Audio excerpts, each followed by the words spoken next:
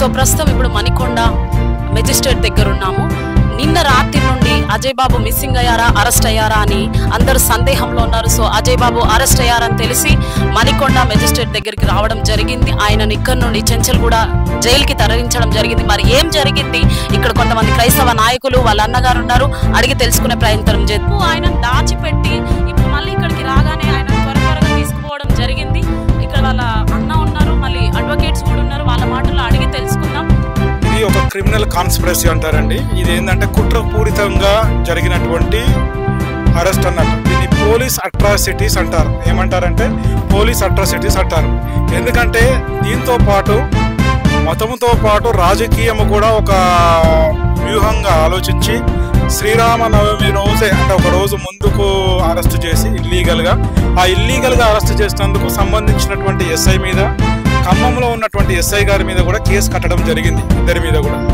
దాని తర్వాత ఎప్పుడైతే ఈ విషయాన్ని మేము గట్టిగా 1కి 10 సార్లు ఏమి జరిగింది, ఎట్లా జరిగిందని మేము అడుగుతున్నప్పుడు ఆ కాలక్రమంగా 2 గంటలకు నోటీస్ వాళ్ళ భార్యకు ఫోన్ ద్వారా సర్వ్ చేసి మేము ఇతనికి నోటీస్ ఇచ్చాం, ఇతడు బయట ఉంటే వేరే కులస్తులతో ఇతని ప్రాణహాని ఉందని, దాని కొరకే మరి ఇతన్ని అరెస్ట్ చేయమని చెప్పేసి వాళ్ళు జడ్జి గారిని అడగడం జరిగింది. జడ్జి గారు కూడా మాట్లాడినప్పుడు మరి ఈరోజు శ్రీరామనవమి, మరి కమ్యూనియల్ ప్రాబ్లం అయ్యే అవకాశం ఉంది కాబట్టి జ్యుడిషియల్ కస్టడీకి నేను పంపిస్తున్నాను, వేరే ఉద్దేశం లేదని చెప్పారు. రెండో విషయం, మనం గనక వాళ్ళు ఇచ్చినటువంటి రిమాండ్ డైరీని గనక చూస్తే ఈ పెట్టినటువంటి సెక్షన్స్ ప్రకారం ఈ రిమాండ్ డైరీని గనక మీరు చూస్తే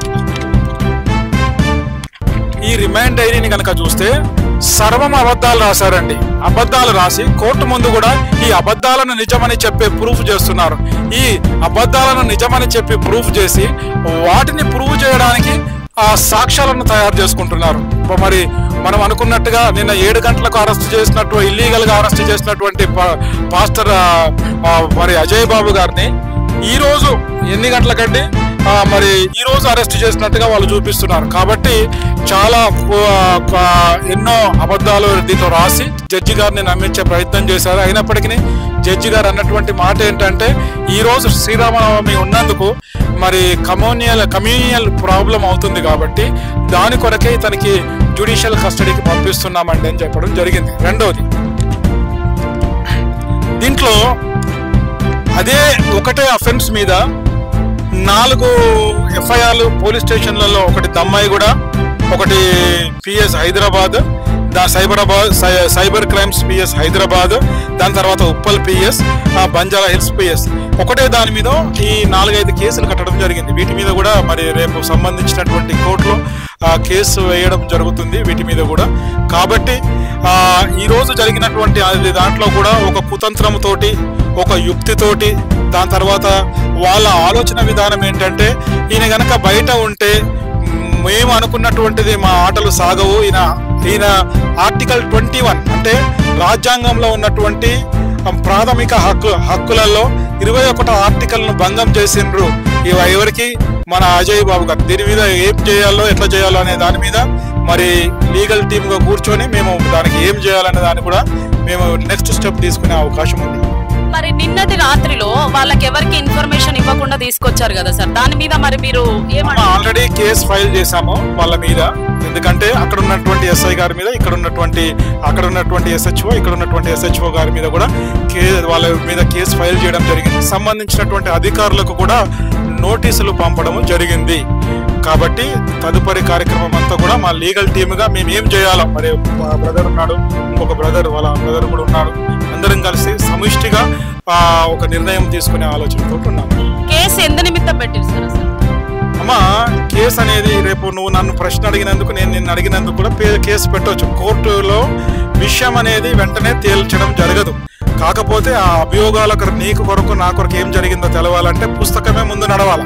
పుస్తకానికి కోర్టుకు కావాల్సింది సాక్ష్యాలు లేకున్నా ఊరికేనే మేము అట్లా అనుకుంటున్నామని చెప్పేసి అభియోగం మోపినప్పుడు ఏ కేసు అయినా నడుస్తుంది. అది అంతా కూడా ఫాల్స్ కేసు అని మనకు తెలుసు, చూస్తున్న వాళ్ళకు తెలుసు, మన క్రైస్తవ కమ్యూనిటీ అందరికీ కూడా తెలుసు. కానీ అది ఏది ఏమైనప్పటికీ తప్పును నిజమని వాదించే ప్రయత్నంలో వాళ్ళు ఉన్నందుకు కోర్టు మనల్ని నిరూపించుకోవడానికి ఒక అవకాశం మనకిచ్చింది.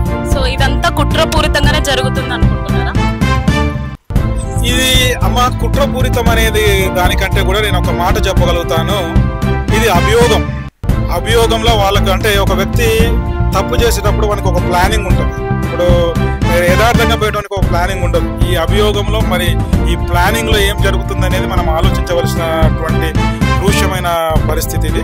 కాబట్టి మేము అనేది ఏంటంటే ఇది ఒక కుట్రపూరితంగా జరుగుతుందని మేమందరం అనుకుంటున్నాం. సో ఇక్కడ వాళ్ళ బ్రదర్ కూడా ఉన్నారు. నిన్నటి దినమున ఏం జరిగింది, నిన్న రోజు రాత్రి ఏ విధంగా అసలు వాళ్ళు పోలీస్ వాళ్ళేనా కాదా అసలు తెలుసుకుందాం. సార్ ఏం జరిగింది నిన్న రాత్రి? నిన్న రాత్రి తమ్ముడు అజయ్ బాబు ఇంటికి ఖమ్మంలోని మఫ్టీలో మొత్తం 7 వచ్చారు. 7లో ఒక కానిస్టేబుల్ గారు, ఒక ఏఎస్ఐ గారు డ్రెస్లో ఉన్నారు. వాళ్ళు ఖమ్మం అర్బన్ నుంచి వచ్చినామని చెప్పి చెప్పడం జరిగింది. అసలు ఒక్క మాట్లాడే అవకాశం కూడా ఇవ్వలేదు తమ్ముడికి. మీరు ఎందుకు తీసుకెళ్తున్నారన్నా కానీ సమాధానం చెప్పకుండా చేతిలో ఉన్న ఫోన్ లాక్కొని స్విచ్ ఆఫ్ చేసేసి ఫ్యామిలీ మెంబర్కి ఎవరికి కూడా ఎటువంటి సమాచారం ఇవ్వకుండా చెప్పిందేమో ఖమ్మం అర్బన్ పోలీస్ స్టేషన్కి తీసుకెళ్తున్నామని చెప్పారు. కానీ వీళ్ళు హైదరాబాద్ తీసుకొచ్చారు. ఇది ఒక భాగం అయితే ఎందుకు అరెస్ట్ చేశారని అడిగితే దానికి సమాధానం లేదు. నిన్న రాత్రి 7 గంటలకు తీసుకొచ్చి ఈ రోజు అరెస్ట్ చేసినట్టు జడ్జి గారి ముందు చూపించారు. అంటే 24 గంటలు గడిచిపోయిన తర్వాత ఈ రోజు రిమాండ్ చేస్తాను, ఈ రోజు అరెస్ట్ చేసినా అని చెప్పి తప్పుడు రిపోర్ట్ ఇచ్చారు. ఇది ఒక భాగం అయితే నేను ఒకటే మాట అడగదలుచుకున్నా ఈ సందర్భంగా. తమ్ముడు అజయ్ బాబు మీద ఆరోపణ చేసి మీరు తప్పుడు కేసులు 5 కేసులు పెట్టి ఇవాళ రిమాండ్కి పంపించారు. నేను ఒక విషయం సూటిగా అడగదలుచుకున్నా. 6 రోజుల క్రితం అదే అజయ్ బాబు నాకు ప్రాణహాని ఉంది, నాకు పలానోళ్ళ వల్ల నాకు ప్రాణహాని ఉంది, వాళ్ళ మీద మీరు అరెస్ట్ వారెంట్ ఇష్యూ చేసి నాకు న్యాయం చేయండి, నాకు రక్షణ కల్పించండి అని చెప్పి అదే ఖమ్మం అర్బన్ పోలీస్ స్టేషన్లో కంప్లైంట్ ఇస్తే ఎఫ్ఐఆర్ చేశారు 3 సెక్షన్లు పెట్టి. మరి 5 ఎందుకు అరెస్ట్ చేయలేదు పోలీస్ అధికారులు? అంటే అజయ్ బాబు విషయానికి వచ్చేసరికి నోటీస్ ఇవ్వరు, బంధువులకి సమాచారం ఇవ్వరు, చిన్నపిల్లలు ఉన్నారని చూడరు, భార్యలు ఉందా లేదని చూడరు, ఇంట్లో ఎవరు లేకపోయినా సరే ఎక్కడ దాకా వెళ్ళొద్దామని చెప్పి మీరు ఎక్కించుకొని వస్తే అసలు మీరు డ్రెస్సులోనే రాలేదు, మీరు దొంగలా తెలీదు, పోలీసులా తెలీదు, పోలీసులు అయితే నోటీస్ ఇవ్వాలి, మీరు ఎక్కించుకొని వచ్చారు. అమ్మ నేను చెప్తున్నా, మీరు మీ ఛానల్ పరంగా మేము నిన్న నుంచి మేము పడ్డ నరకం పెరాల్సస్ వచ్చి చచ్చిపోవాలి, అంత నరకం అనిపించడం. మాతో పాటు అజయ్ బాబుకు తోడున్నటువంటి ప్రతి ఒక్క పాస్టర్కి కానీ క్రిస్టియన్ ఫ్యామిలీ అందరికీ కూడా నేను ప్రత్యేక ధన్యవాదాలు తెలియజేసుకుంటున్నాను. ఎందుకంటే నేను ఒక్కడే వచ్చాను, నాతో పాటు మట్టి ప్రసాద్ గారు వచ్చాడు. మట్టి ప్రసాద్ అంటే నేనెంతో నా తమ్ముడికి మట్టి ప్రసాద్ కూడా అంతా. దాంతోపాటు నా అన్న కాశీ సతీష్ కుమార్ ఎప్పటి నుంచి కాదు 7 సంవత్సరాల నుంచి అన్న మాకు ఫ్యామిలీ మెంబరు. ఏదన్నా సమస్య ఉందన్న అంటే అది ఎలాంటి సమస్య అయినా సరే నెత్తి మీద వేసుకొని మోసేటటువంటి వ్యక్తి కాశీ సతీష్ కుమార్ గారు. వారితో పాటు మా అడ్వకేట్ గారితో పాటు అడ్వకేట్ గారు పక్కనున్న మిత్రుడు సోదరుడు మా నరేష్ అన్న, మా అన్న, మనోడు, బ్రదరు అందరూ కూడా ఒక ఫ్యామిలీ మెంబర్ లాగా అజయ్ బాబుని కాపాడుకోవాలని రాత్రి నుంచి ఇప్పటి వరకు పోలీస్ స్టేషన్, ఏ పోలీస్ స్టేషన్ ఉప్పలంటే అక్కడికి పోయినారు, ఇంకో పోలీస్ స్టేషన్ అక్కడికి పోయినారు, సిసిఎస్ అంటే అక్కడికి పోయినారు, అనేక పోలీస్ స్టేషన్లు తిరిగినా కానీ అజయ్ బాబు దొరకలేదు. ఈ రోజు ఏంటంటే కోర్టు నుంచి లాయర్ గారు రాత్రికి రాత్రి 12 గంటలకు అందరికీ నోటీసులు ఇచ్చిన తర్వాత ఇప్పుడు యంత్రాంగం కదిలి ఈ రోజు 200 మంది పోలీస్ స్టేషన్కి వెళ్ళేసరికి అజయ్ బాబు గురించి జనాలు వస్తున్నారు, ఎక్కడ ప్రాబ్లం అయితే అని చెప్పి ఇప్పుడు రిమాండ్కి తీసుకెళ్లారు.